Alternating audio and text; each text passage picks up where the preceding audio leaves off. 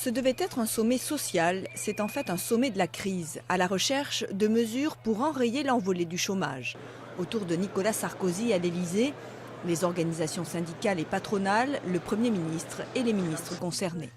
Alors que la France vient de perdre son triple A et à moins de 100 jours de la présidentielle, cette grand-messe devrait se concentrer autour de la mesure qui fâche, la TVA sociale, c'est-à-dire faire baisser le coût du travail en allégeant les charges sociales et compenser cette baisse par une augmentation de la TVA. Les syndicats refusent catégoriquement cette mesure. Si le gouvernement impose une TVA sociale avant les élections, on fera l'action syndicale, on contestera, on ne va pas s'arrêter. Vous irez dans la rue ?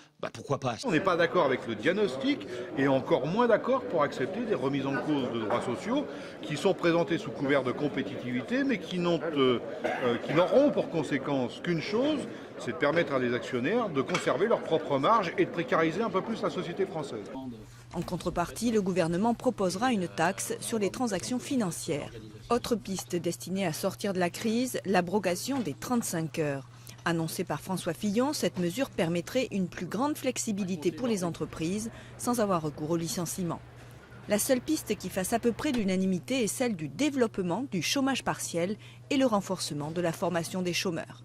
Côté patronat, on est plutôt satisfait. Pour Laurence Parisot, la patronne du MEDEF, tout ce qui peut redonner de la compétitivité aux entreprises est bon à prendre. Nous préconisons aujourd'hui à la fois une baisse des cotisations employeurs et une baisse des cotisations employés. J'insiste, c'est les deux en même temps.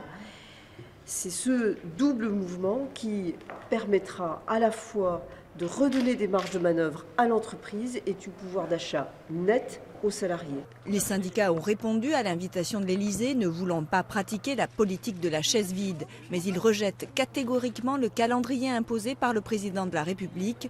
Nicolas Sarkozy devrait présenter les conclusions du sommet à la fin de ce mois.